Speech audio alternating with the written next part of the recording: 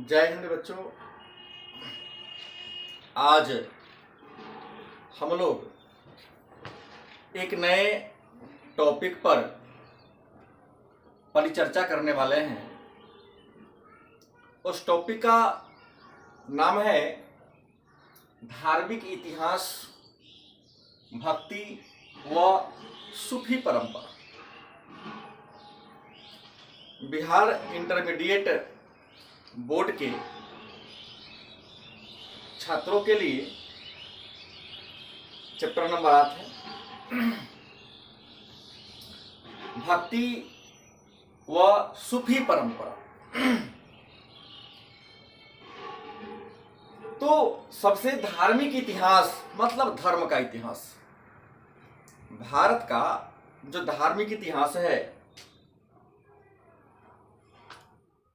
इसका काल बड़ा ही प्राचीन है, बड़ा ही पुराना है, क्योंकि भारत में धर्म का इतिहास मानव सभ्यता के इतिहास से जुड़ा हुआ है। इसका प्रारंभ कब हुआ ये बता पाना मुश्किल है, क्योंकि धर्म मानव के प्रादुर्भाव के साथ ही आया। लेकिन इस धर्म के क्षेत्र में जो अलग अलग विचारधाराएं हैं समय के अनुसार जुड़ती गई। ऐसे भारत में धर्म का क्रमिक इतिहास सिंधु घाटी सभ्यता के पतन के बाद वैदिक सभ्यता से प्रारंभ होता है। वैदिक सभ्यता जिसके निर्माता आर्य थे, वेद उनका मूल धर्म ग्रंथ था। तो भारत के धार्मिक इतिहास का प्रारंभ वेद से माना जाता है। वेद 4 हैं, ऋग्वेद, सामवेद, यजुर्वेद, अथर्ववेद। वैदिक सभ्यता के 2 चरण, ऋग्वैदिक काल और उत्तर वैदिक काल। ऋग्वैदिक काल सामाजिक समरसता समानता का काल था। उसमें किसी प्रकार की कोई भेदभाव नहीं थी। इसका समय था 1500 ईसा पूर्व से 1000 ईसा पूर्व के बीच। लेकिन उत्तर वैदिक काल जो परिवर्तन का काल था, जिसमें धर्म के क्षेत्र में, धार्मिक, सामाजिक, राजनीतिक सभी क्षेत्रों में क्रांतिकारी बदलाव हुआ और धर्म के क्षेत्र में कई प्रकार के पाखंड का समावेश हो गया। इस पाखंड के कारण, सामाजिक असमानता के कारण 6ठी शताब्दी ईसा पूर्व में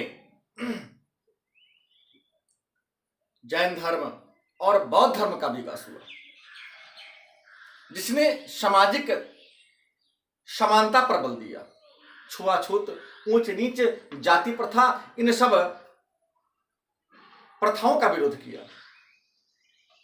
लेकिन आगे चलकर बौद्ध धर्म में भी जब वज्रयान शाखा का विकास हुआ 8वीं शताब्दी के आसपास, तो बौद्ध धर्म में भी कुछ बुराइयां आ गई। दूसरी ओर 7वीं शताब्दी में इस्लाम धर्म का प्रादुर्भाव हुआ। भारत में 8वीं शताब्दी में अरबों पर सिंध पर अरबों के आक्रमण के साथ भारत में इस्लाम का प्रवेश होता है। प्रारंभ में वहां भी सब कुछ ठीक था, लेकिन थोड़ी सी कमी वहां भी आ गई। हिंदू धर्म, जैन धर्म, बौद्ध धर्म, सब में कमियां थी। जाति प्रथा, छुआछूत, ऊंच नीच जैसी व्यवस्था बातें विद्यमान थी। इस्लाम धर्म की ओर लोग ज्यादा गए, क्योंकि वहां धर्म में कोई पाखंड नहीं था, जातिवाद नहीं था। लेकिन आगे चलकर इस्लाम धर्म में भी थोड़ी सी आडंबर, कुमंडुकताएं प्रवेश कर गई।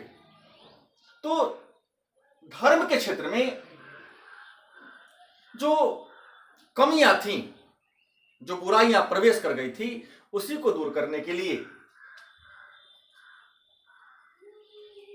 हिंदू धर्म में भक्ति आंदोलन, अनेकेश्वरवाद के जगह एकेश्वरवाद पर बल दिया गया, और मुसलमान धर्म में सूफी परंपरा का विकास हुआ। भारत में धर्म सुधार आंदोलन या भक्ति आंदोलन की शुरुआत दक्षिण भारत में 7वीं शताब्दी में हुई, और दक्षिण भारत में जिस संत ने भक्ति आंदोलन की शुरुआत किया था उस संत का नाम है रामानुज। रामानुज ने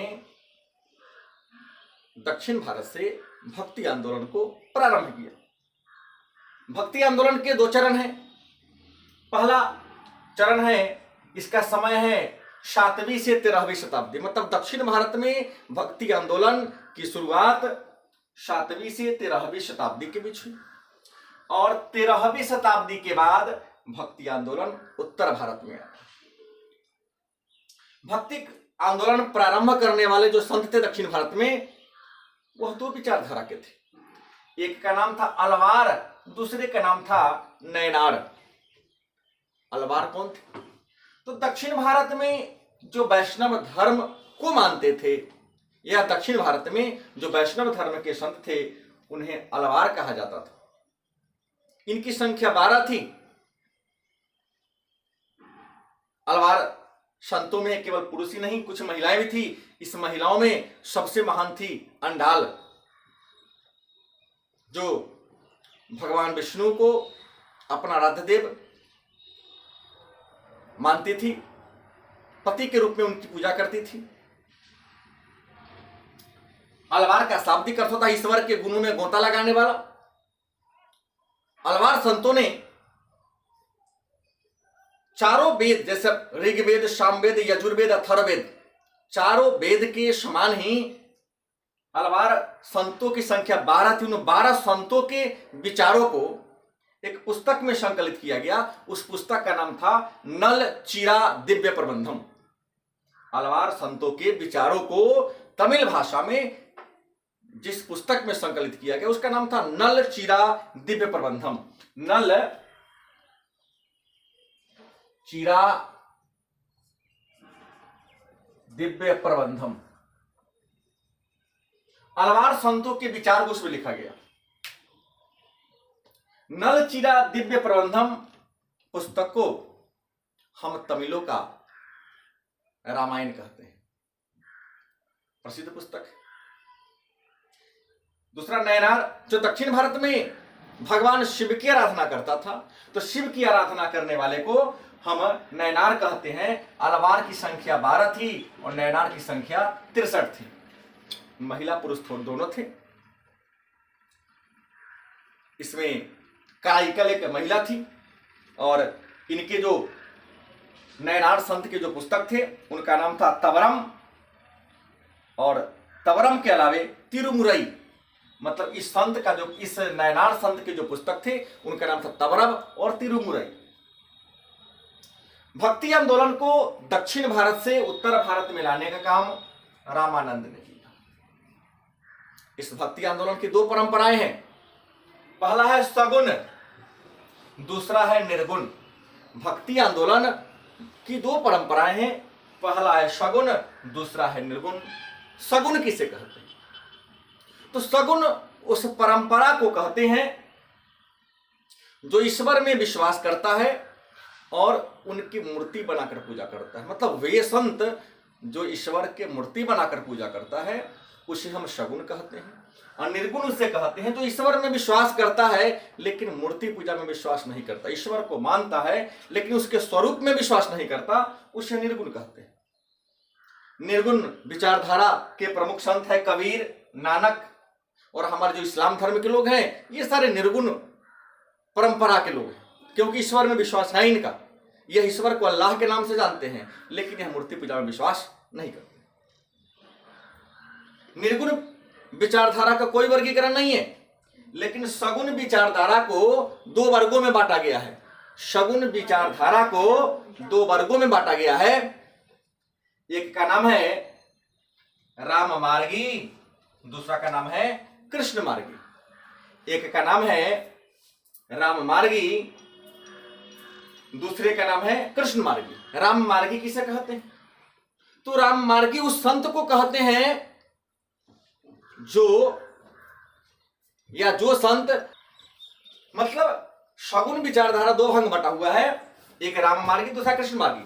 तो जो राम की आराधना करता है उसे राम मार्गी कहते हैं, और जो भगवान कृष्ण को अपना आराध्य देव मानता है उसे कृष्ण मार्गी कहते हैं। राम मार्गी में तुलसीदास और रामानंद, और कृष्ण मार्गी में चैतन्य महाप्रभु, सूरदास, मीराबाई, वल्लभाचार्य, ये सारे जो संत है यह कृष्ण मार्गी है।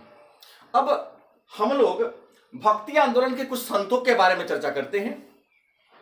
पहला रामानंद।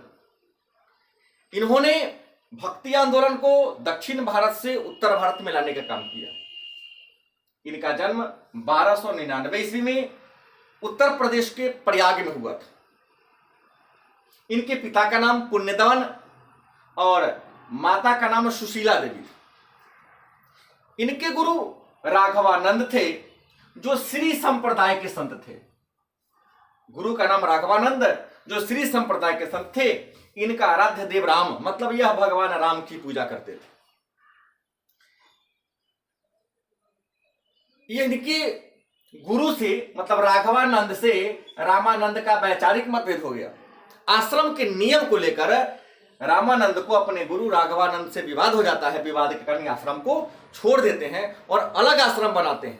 ब्राह्मण होते हुए भी इन्होंने जाति प्रथा, छुआछूत, ऊंच नीच सबका विरोध किया, और इन्होंने 12 व्यक्तियों को अपना शिष्य बनाया, मतलब 12 जाति का था। कबीर इन्हीं का शिष्य थे। कबीर को इन्होंने इसलिए शिष्य बनाया ताकि हिंदू और मुसलमान में एकता की स्थापना हो सके। इनके अनुसार गुरु को आदर्श धर्मी होनी चाहिए, और इनके दार्शनिक जो विचार थे उनको विशिष्टाद्वैत के नाम से जानते हैं। इनके दार्शनिक, रामानंद के दार्शनिक विचार विशिष्टाद्वैत। दूसरे संत कबीर हैं। इनका जन्म 1425 ईस्वी में। हालांकि इनके जन्म के बारे में थोड़ी सी मतभिन्नता है। कहीं कहीं 1436 मिलेगा, कहीं कहीं 1398 मिलेगा, तो अलग अलग बातें हैं। लगभग 1425 में हुआ था। यह दिल्ली के राजा सिकंदर लोदी के समकालीन थे। इनका जन्म के विधवा ब्राह्मणी के गर्भ से हुआ था। हालांकि उससे पुत्रवती होने का आशीर्वाद रामानंद ने दिया था, संजोग बस विधवा थी वो। लेकिन कहा जाता है कि लोक लज्जा से बचने के लिए उस ब्राह्मणी ने बच्चे कबीर को काशी में लहरतारा नामक तालाब के किनारे फेंक देती है। तो नीमा और नीरू दो पति पत्नी थे, मुसलमान धर्म के, निसंतान थे, वहां से उठा के लाई और कबीर नाम रखा, पालन पोषण किया। कबीर विवाह शादी के गृहस्थ जीवन में प्रवेश किए। रामानंद को अपना गुरु बनाया। इनके पत्नी का नाम था लोई, पुत्र एक हुआ था कमाल, पुत्री का नाम था कमाली। और गृहस्थ जीवन में प्रवेश करके समाज में पाखंड का विरोध किया। 1545 में 120 वर्ष की अवस्था में उत्तर प्रदेश के मगहर में इनकी मृत्यु हो जाती है। इन्होंने जाति प्रथा का विरोध करते हुए लिखा कि जाति ने पूछे, जाति पाति पूछे नहीं कोई, हरि का भजे सो हरि का होई। इन्होंने इस्लाम धर्म का ही विरोध किया और विरोध करते हुए लिखा, मतलब कि कंकर पत्थर जोड़ी के मस्जिद लई चिनाए, ताचट मुल्ला बागदे क्या बहरा हुआ खुदाए। इन्होंने हिंदू धर्म पर ही प्रहार किया और कहा कि पाहन पूजे तो हरि मिले, तो मैं पूजू पहाड़, ताकि सोचा की भला जो कूट खाए संसार। मतलब इन्होंने हिंदू धर्म के वेदों की और मुसलमान धर्म के जो कुरान है उन दोनों की प्रामाणिकता की चुनौती दी। धन्यवाद।